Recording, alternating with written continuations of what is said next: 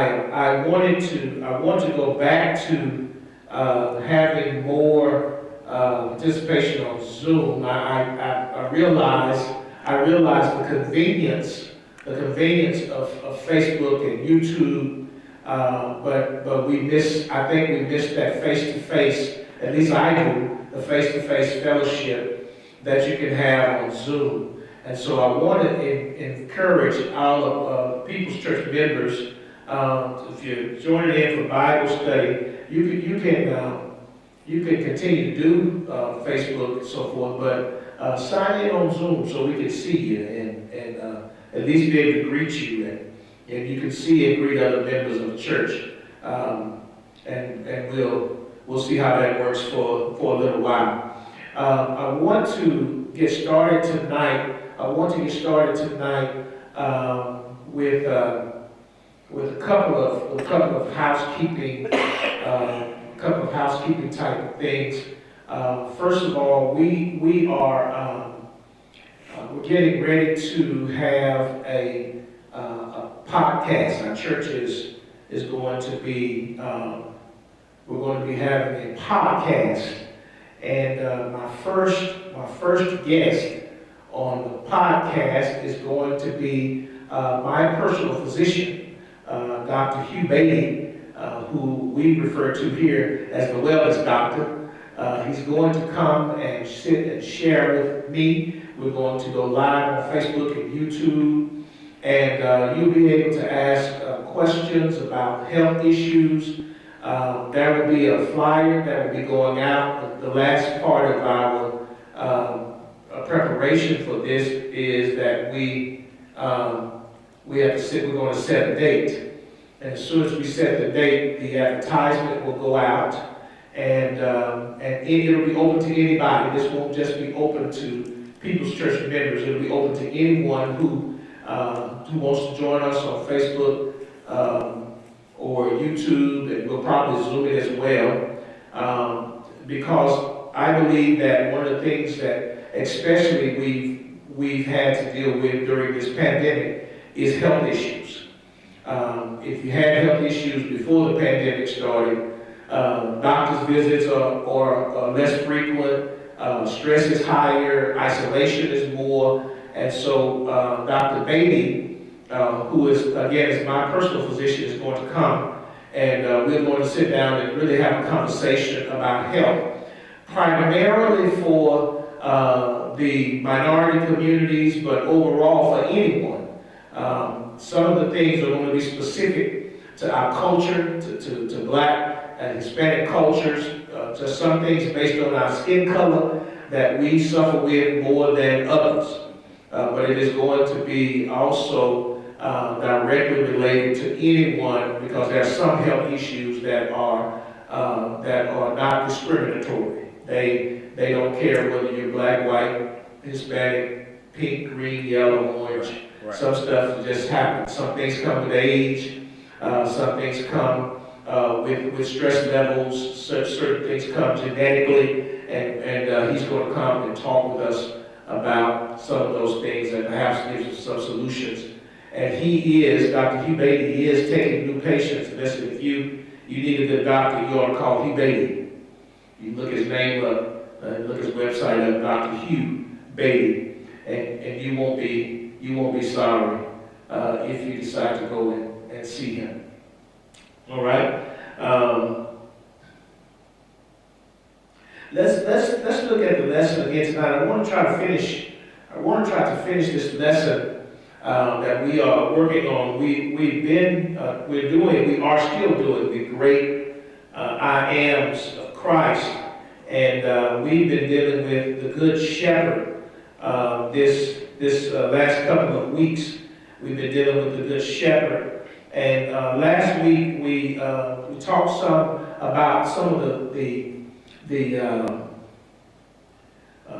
things that we see as it relates to the Good Shepherd, and this teaching that Christ is given. And one of the things we talked about was that he dies for the sheep. I think there was great emphasis put on the fact that in Old Testament times, the sheep died for the shepherd.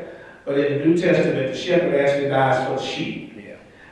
We talked about the fact that Jesus is not a hireling. A hireling is a person who gets paid, who does the job simply because they're paid to do it, and that they have no real connection, no real relationship. Their relationship is to the money, not to the sheep. And so the hireling is quick if there's danger or if there's a threat of violence. The hireling is quick to abandon the sheep, and Jesus contrasts himself with the hireling because he says the hireling runs away while the shepherd stays and cares for his sheep. We're on page 5. He says the hireling runs away, but the shepherd stays, and because they are his sheep, they don't belong to the hireling. The hireling makes it clear that they're not his because he doesn't hang around to protect them if danger gets started. But the good shepherd, he purchased the sheep with his own blood. The sheep gives his blood in the Old Testament, but in the New Testament, the shepherd is the one who sheds his blood for the sheep. So we talked about some of the shortcomings. I'll call them shortcomings of sheep. We ended, I think, talking about last week that all of us have done some sheep stuff. Sheep do some things that are not to the benefit of sheep.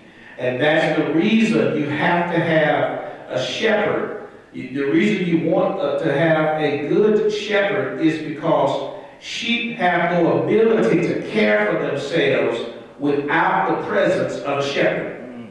If there is no shepherd present, sheep will do sheep stuff, and sheep stuff generally gets them in trouble. And so when we talked about this last week, we talked about the fact that sheep, they're hard of hearing, they're prone to infection, they have a poor sense of direction. All of those things, if you apply them to the four-legged sheep, you can apply them to the two-legged sheep of the church, and you come to understand why the church has some of the problems, the conflicts that it has. Number one, because sometimes the person who's in leadership is not a shepherd, he's a hireling. One of the things that really bothers me is, first of all, that there are churches who want to hire a preacher instead of let God send them one and call it.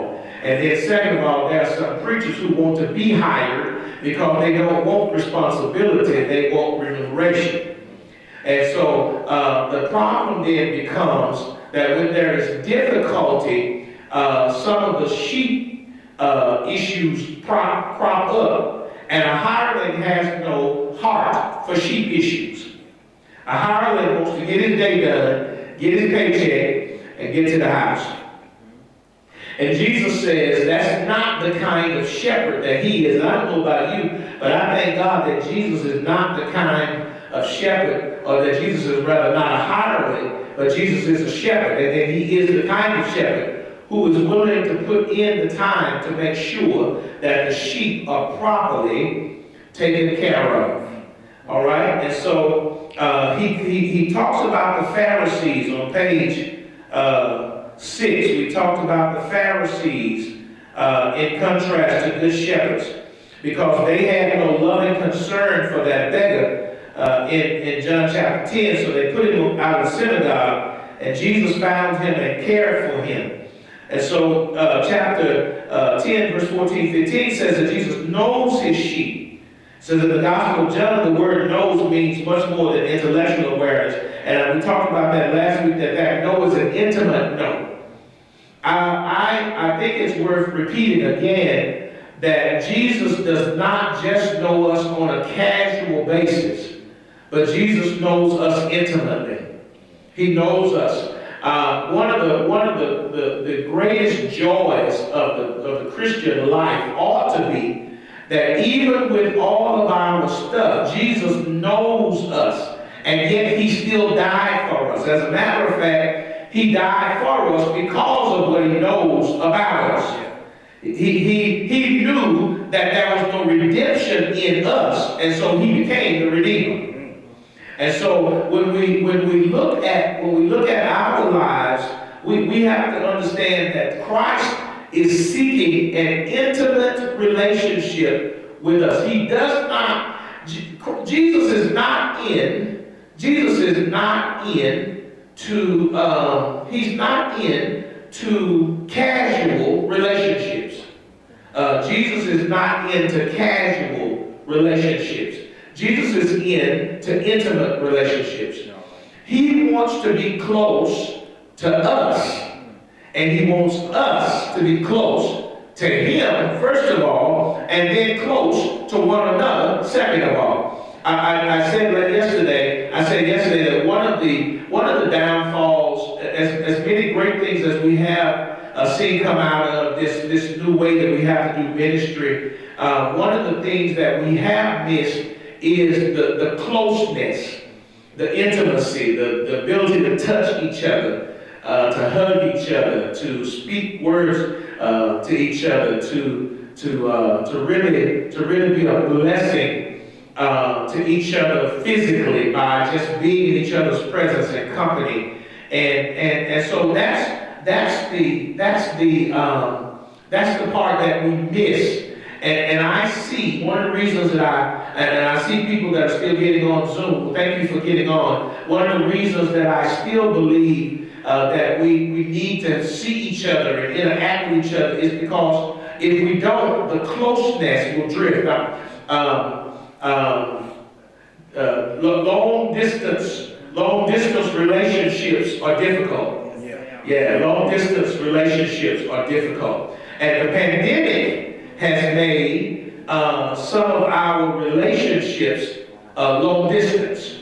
We don't get to talk to each other like we used to. We don't get to interact with one another and bump into each other at church and sit next to each other on the pew, or avoid sitting next to each other on the pew. We don't get to do some of those things, and it puts distance in the relationship. And if there's anything that I think that scares me about the continued ongoing pandemic and the absence of being able to gather together, is the intimacy that gets lost. Our salvation won't be lost. And for most people, the relationship with God himself, with Christ, won't be lost. But the level of intimacy that the church body has to have, that caring that comes from interacting one with another, that's the part that I think that we're missing the most. And so Jesus talks about the intimacy of the relationship between the sheep and the shepherd. It is the natural context of the passage for me to say to you that intimacy between the sheep and the shepherd also has to be present between sheep and sheep. Because I always say that our ministry is both vertical and horizontal.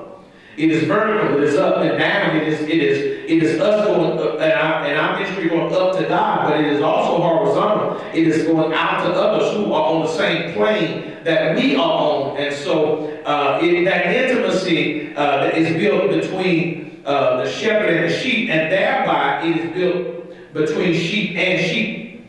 All right? And what the old preachers used to say, sheep make sheep. If someone comes into the church arena and they are not treated with kindness and welcomed into the church arena, the chances are that they are going to remove themselves from at least that local body. And many times they'll go home and won't come back, period.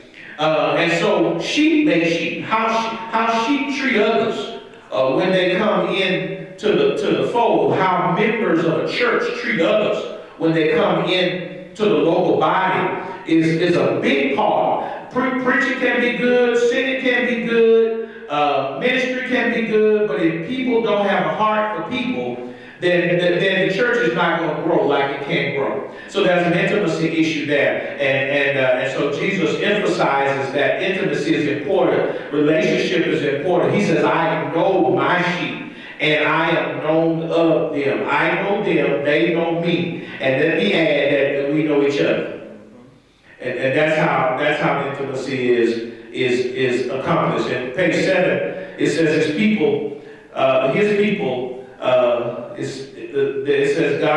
says God, the relationship between God and his people. So the Eastern shepherd knows his sheep personally and therefore knows best how to minister to them. So to begin with, our Lord knows our names.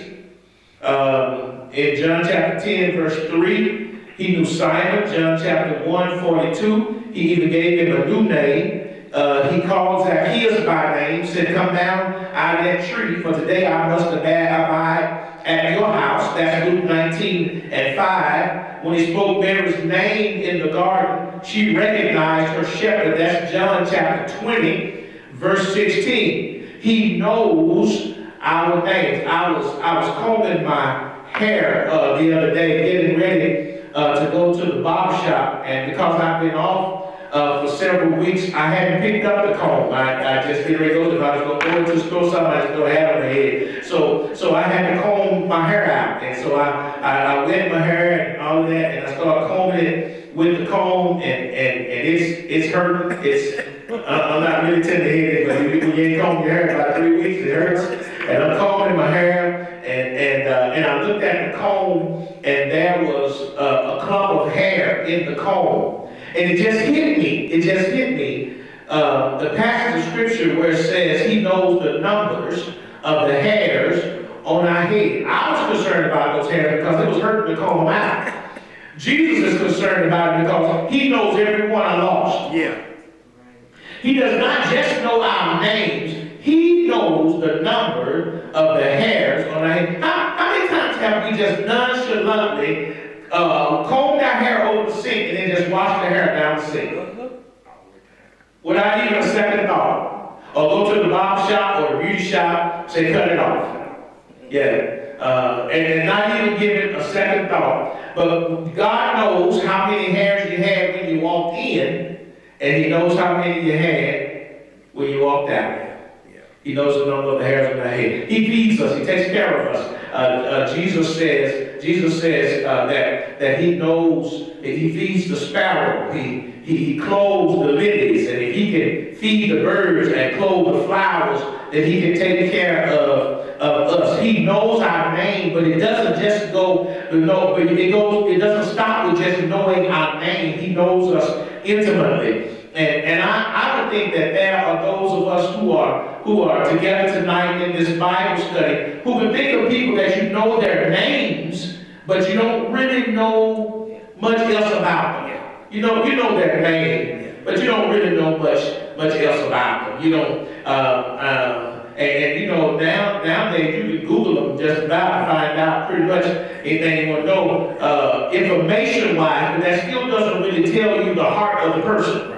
Unless you pull up their criminal record or something like that pops up, then you kind of know, what you're dealing with. But as a general rule, you don't know the heart of the person. But when it talks about Jesus knows our name, he knows us intimately. He knows everything about us. And when it talks about us knowing his name literally, oftentimes in the New Testament, when you see the idea of the name, it also has the idea of the character. The character of the person. I've said before, one of the things my dad used to always tell us when he first started letting us boys, he was tough on my sisters. They didn't get to go out as much as we did. But when he first started letting the boys go, he tells them, go out there and get in trouble, mess up my name. He wasn't concerned about whether it was Vincent or Roger or Kennedy or Harold or Larry. He was concerned about that Jones part. Because the name speaks to the character. And he wanted to project a certain character for his name. All right? And so Jesus knows our name. That means he knows our character. He knows our identity. One of the things that I think is a beautiful illustration of how Jesus knows us is if you meet identical twins, and you don't know them personally, you can't tell them apart. But if you have a personal relationship with them, Others might not be able to tell them apart, but you can tell them apart. When I was at Shiloh, I had a set of identical twins in the church, and I learned to tell them apart because one was a little taller than the other. But if they were not together, so I could see them both together, I would have trouble knowing whether it was Jane or Jeremy. And but Sister Jones could call them out she called their names out just like that, just because she was a youth director, so she was with them all the time. She had an intimate relationship with them, and she could call them by name. And I'd be like, how you know that's Jeremy? How you know that's Jamie? She's like, because that's him right there. That's Jeremy. That's Jamie. And she could go and start telling you characteristics about them that she knew because she had an intimate relationship with them. And God knows about us. He knows, and it's important for that to happen, because haven't you ever had people who thought they knew you and thought they were doing for you what you really needed, but it really wasn't what you needed because they really didn't know you? And Jesus knows us, so he knows, I think the Bible says that he knows what we have need of even before we ask him. And the reason he knows is because he makes the time to be intimate with us. He knows our name. He knows our character. He knows our identity. We don't get lost in that maze of computer operations. And so we can be confident in the fact that the Good Shepherd knows each of his sheep by name. He knows them by name. Now, if he knows you by name, he knows you by character. He knows, some people don't know what lights you up, but Jesus does. Yeah, he knows. Some people don't know what will get you going, but Jesus does. Some people don't know what will motivate you, but Jesus does. He knows us by name, but because he knows us by name, he knows us by character. He knows our character. You can fool other people, but you can't fool the shepherd because he knows us by name. Right? And not only does he know us by name, but he also knows us by our natures. While all sheep are alike in their essential nature, each sheep has its own distinctive characteristics. And the loving shepherd recognizes these traits and says one sheep may be afraid of high places, another of dark shadows. A faithful shepherd will consider these special needs as he tends to the flock. I often say this, and I'll say it again while we are here live. I'll say it again. That every there are some people who say, well, you don't treat us equally. And I'll be honest as a pastor. I'll be honest and say I don't treat every member equally. I treat every member fairly, and there's a difference. You can't treat everybody equally. There are some people that you can trust with church finance, and there are some people you dare not. And so you can have a person come to you and say, well, that person's been a member of the church for 15 years, and I've been a member of the church for 15 years, and yet they're on the finance committee, and I'm an usher, or I got to work in the parking lot, or whatever. But some people you can't. So listen, it may not be equal, but it's fair. Yeah. I think that God is an expert about not putting people where they are not suited. He gives us gifts. And if you let God lead you, he'll lead you into the area of your gift, because it's not fair to put you in a place where you're going to fail. Yeah. And that's a mistake I think that we make a lot of times in church. People look at certain positions and they want the position because it looks good. Well, I just happen to think now, y'all don't have to agree with me. Y'all don't have to agree with me. I'm okay with that. You don't have to agree with me. I happen to think I can fly an airplane. You cannot. What some of them in the section say I cannot. But that's what y'all say. Listen, and let me tell you why I think I can fly an airplane. Because I have flown enough that when I go into the plane and get ready to go to my seat, I always stop and take a look and take inventory of what's going on in the cabin, where the captain is, where the pilot is. I always do. I've seen them check their little knobs and do their little fact sheets and all that. I know that you pull up on the stick for the plane to go up, and you push down on the stick for the plane to go down. I can probably fly a plane. Okay. Y'all don't have to agree with me. But that's not the gift God has given me.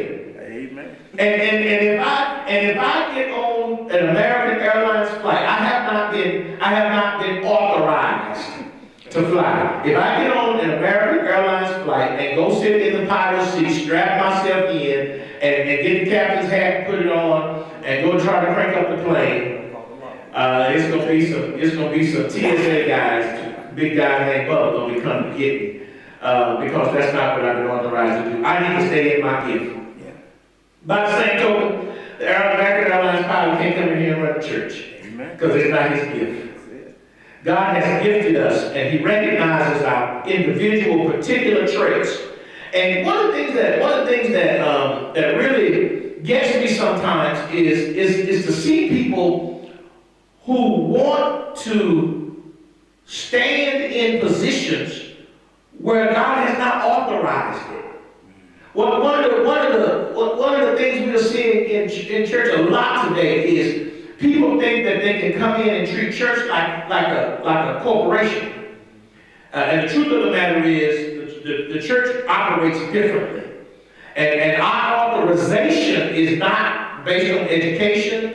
It's not based on seniority. It's based on whether God has gifted you for that particular position and then placed you in that position. And a good shepherd knows that. Now, I'm thankful that Jesus does not have to get anybody else's okay to place us where he wants to place us. Yeah, he can put you where he wants to put you because he knows you by your name, he knows you by your nature, and he will consider your special needs. If you can't hold a tune in a Brinks safe, you have no business up on Sunday morning talking about I ought to be able to lead a song. It all not matter if I can hold a tune. It does matter. That's not your gift. That's not your gift. Find you got bad feet, you got bunions. Usher ain't your gift. You ain't gonna be able to stand up long. You can't be mad talking about I gotta sit down and usher because my feet bad. No, find your gift. And listen, sometimes people one thing I learned a long time ago is that some people think the primary gift that the way they express their gifts is they gotta have the microphone in their hand. There are a lot of gifts in the church where you don't ever get to touch a microphone. A lot of times you're not even seen. Listen, that person that can pray and you know they can get a prayer through, they have the gift of prayer and they can pray and you know if they pray for you, something God will do something. That's a gift that's rare. Listen, that gift of that person who can come and say the exact right thing at the exact right time, just what you need to hear, when you need to hear it, even if you don't want to hear it.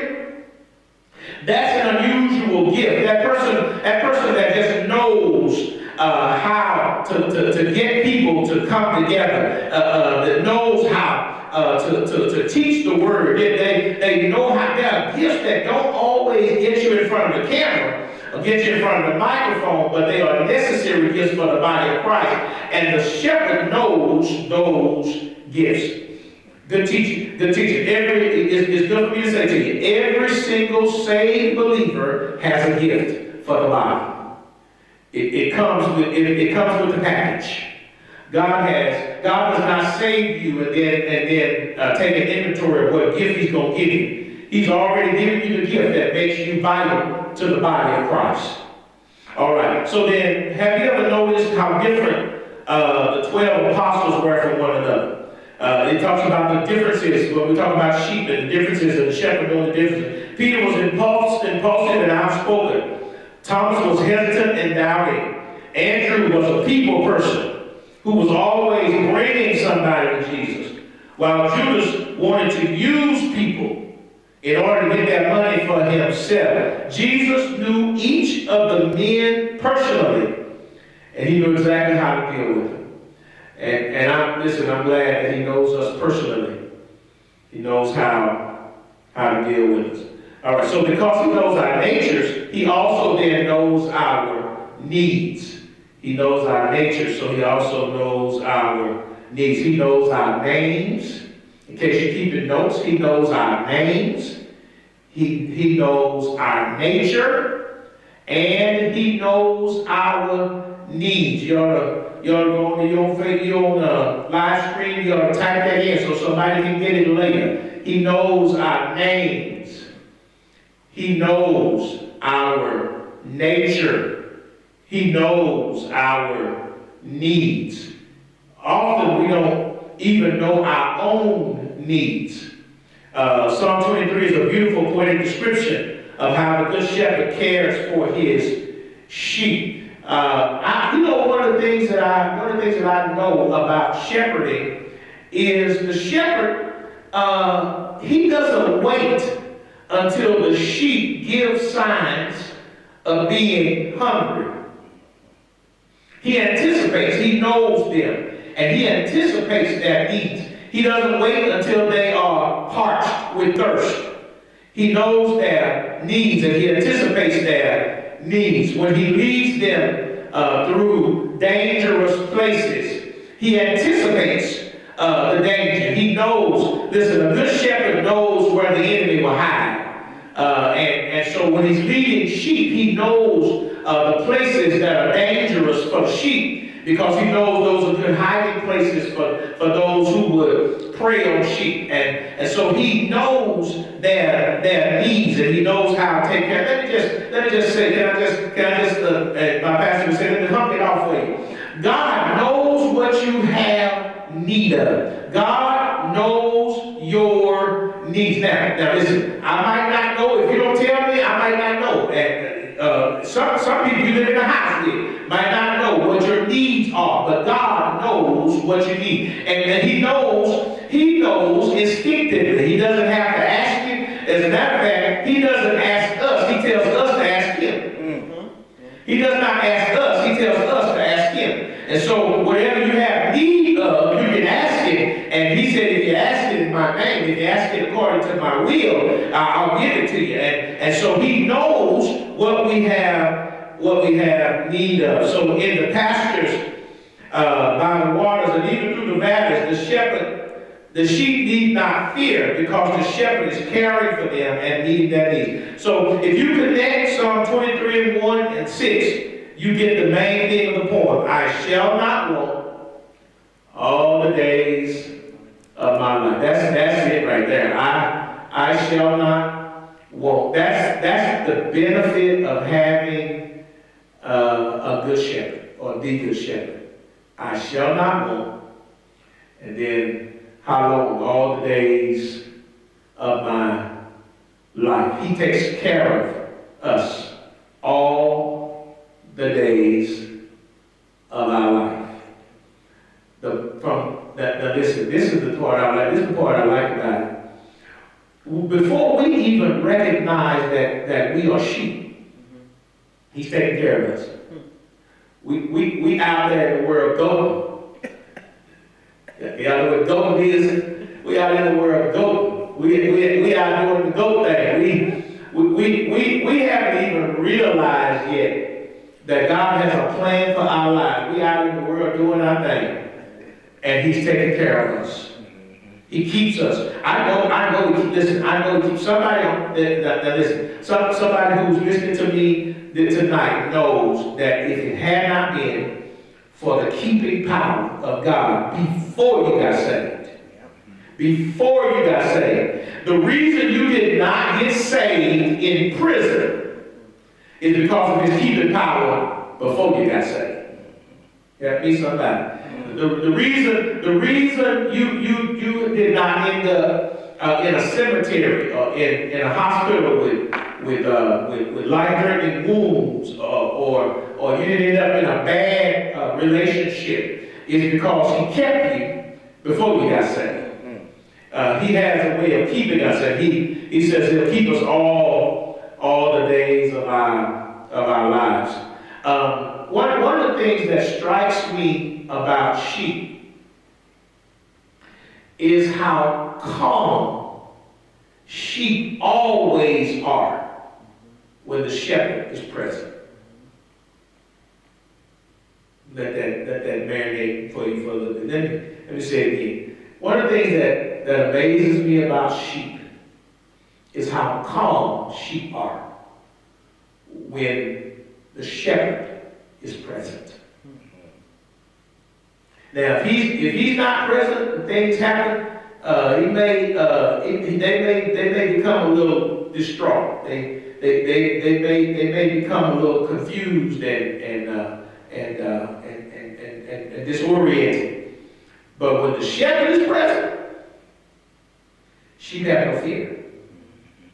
One of the reasons it's so easy for them to stray off and wander is because when the shepherd is present, they ain't paying attention to the surroundings.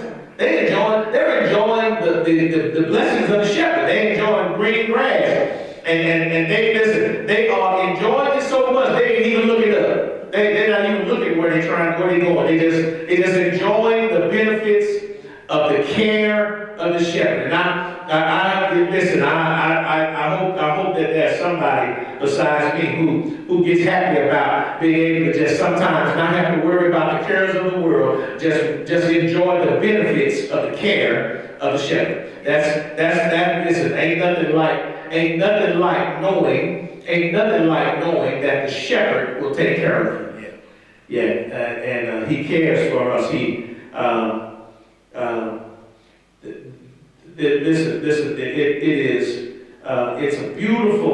It's a beautiful picture that gets painted of the shepherd who knows the needs of his sheep. So as the shepherd cares for the sheep get to know the shepherd better. The good shepherd knows his sheep, and the sheep know him. They get to know him better by listening to his voice, and the voice of the shepherd is known through the word and experiencing his daily care. As the sheep follow the shepherd, they learn to love and to trust him. He loves his own, John 13:1, and he knows that the love.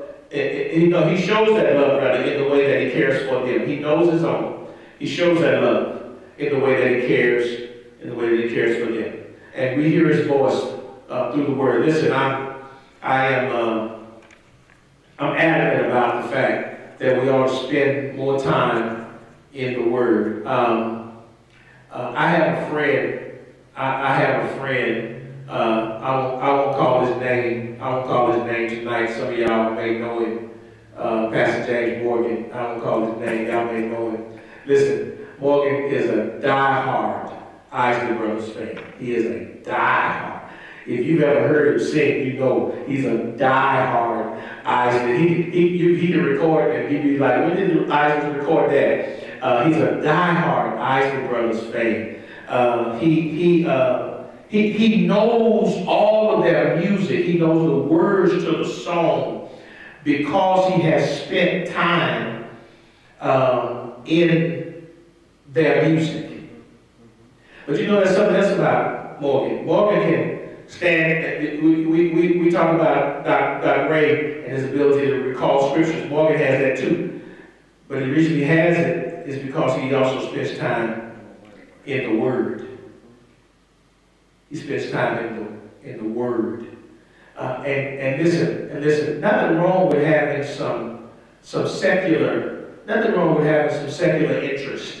I like good music. I ain't gonna tell y'all all mine. I ain't gonna start naming off all the good music I like, but I like good music too. I like some Isley Brothers too, and some other fellas, and some sisters too. But listen, nothing wrong with that. But you also spend some time in the Word. If you got hit, we see folks now. They always got something stuck in their ears. And they always got something stuck in their ears. If that's never, if none of that is ever anything that has to do with God, you need to unplug from it. And some people say, well, you know, I had trouble reading the Bible. Well, they make CDs and electronics that will read it for you, read it to you. Just like you got them things stuck in your ears and they cussing out, talking about somebody's mama and somebody's sister is of this and of that or the other, or how much money they made or what they wrote it on and all that kind of stuff. You can get something that will read the Word of God to you.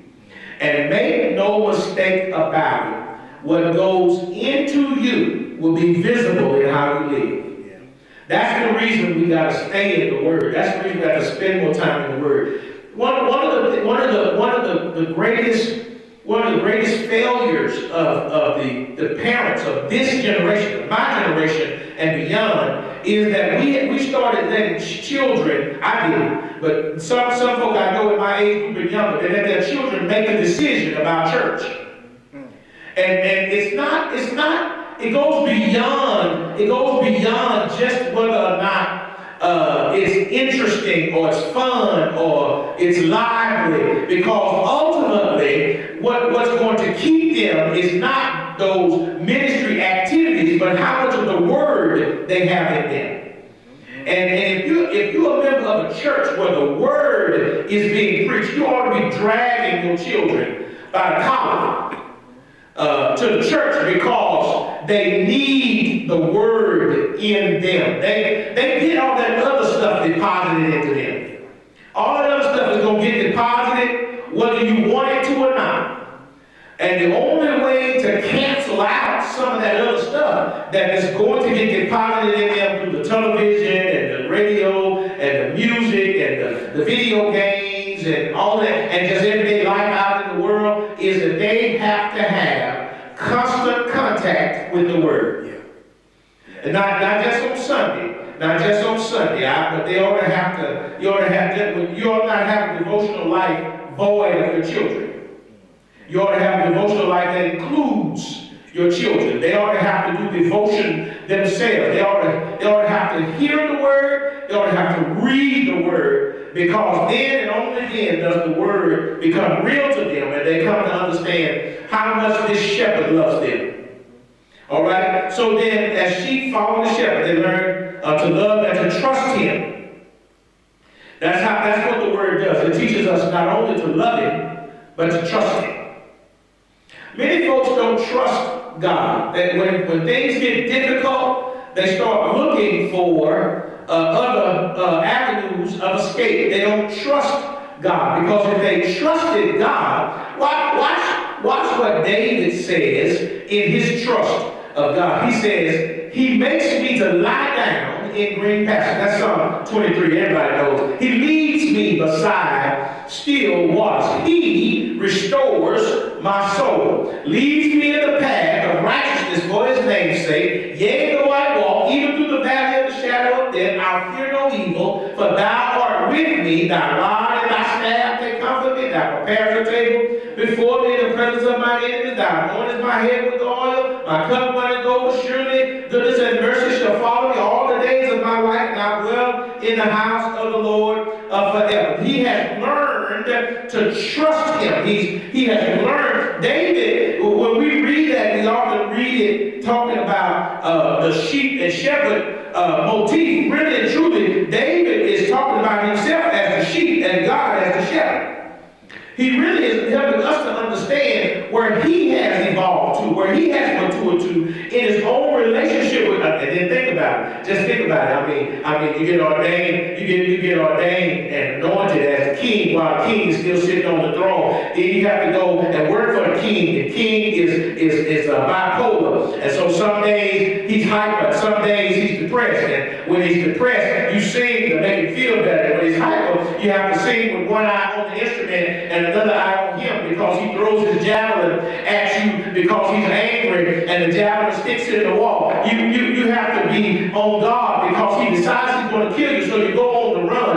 And then while you're on the run, people that you're hiding among, they call Crime Stoppers and turn you in, because they're trying to get the reward. David had to go through all of that. He had to go through all of that, and so that by the time he says, "The Lord is my shepherd, and I shall not want," he understands that he can trust this God that he loves, because God first loved him.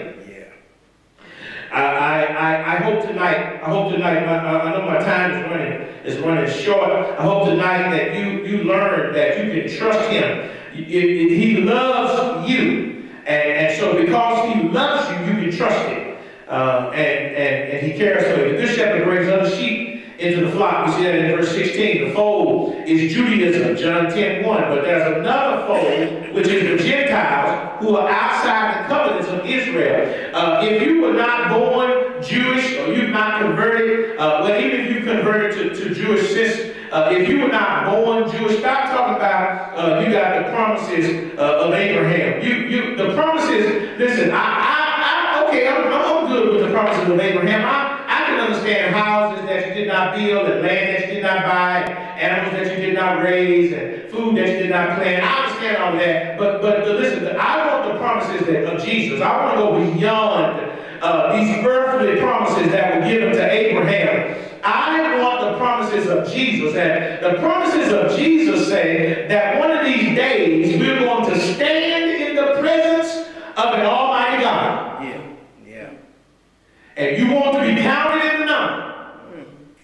And so we are part of the fold. Gentiles are part of the fold because of our relationship with Christ. Not because we were born Hebrew, not because we were born into a Jewish family, but because the one who was born to the nation died for us. All right? So it says in our Lord's ministry, he concentrated on the lost sheep of the house of Israel. That was the Jews. Jesus' ministry was to the Jews. But the people converted at Pentecost were Jews, Jewish proselytes. But the church was not to remain just a Jewish flock. That's why he says, other sheep I have. All right? And he had other sheep, and that was the Gentile. That was a message. That was a message to those of us who were not born into the Jewish lineage, that Jesus had made arrangements for us as well. So Paul carried the message to the Gentiles in the far reaches of the Roman Empire. We see that in Acts. All right, so let me see here. So the phrase one fold should read one flock. There is but one flock, the people of God, who belong to the shepherd of God. God has his people all over the world, and one of these days, he'll call them all together again. He has his people all over the world. One of these days, listen, wherever we are, whatever country, whatever continent, whatever land we're in, if you have a relationship with Jesus, one of these days the Father is going to call all of us back together again. And I think the choir sang, was it yesterday, the choir sang, what a time when we all get to heaven. What a time. That's when the Lord calls us all together. What a time. What a time it will be. All right, I'm going to stop right here because we're going to cut off. We're going to lose our